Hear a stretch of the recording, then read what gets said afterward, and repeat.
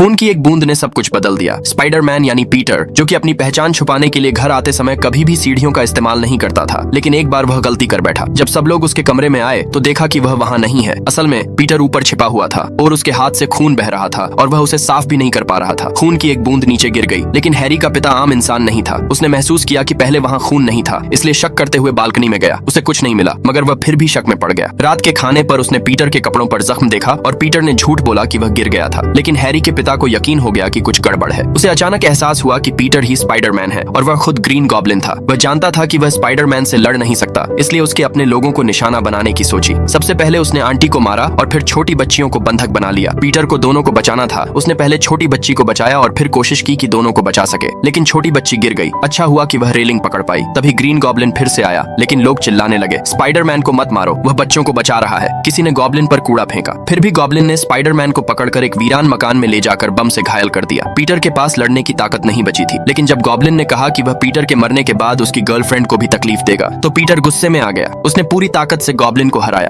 तभी पता चला कि गॉब्लिन कोई और नहीं बल्कि हैरी का पिता था। उसने कहा कि वह बस दिमागी रूप से कंट्रोल में था, पर असल में वह फिर से हमला करने की कोशिश कर रहा था। लेकिन स्पाइडर सेंस ने पीटर को बचा लिया और गॉब्लिन की मौत हो गई। पीटर ने उसकी लाश घर पहुंचा दी, लेकिन हैरी ने देखा और सोचा कि स्पाइडरमैन ने उसके पिता को मारा है, इसलिए उसने बदला लेने की कसम खाई। बाद में पीटर की दोस्त, जो अब बड़ी हो गई थी, उसने उसे प्यार का इजहार किया, लेकिन पीटर ने मना कर दिया, क्योंकि उसे पता था जिसके पास ताकत होती है उसके पास जिम्मेदारी भी होती है।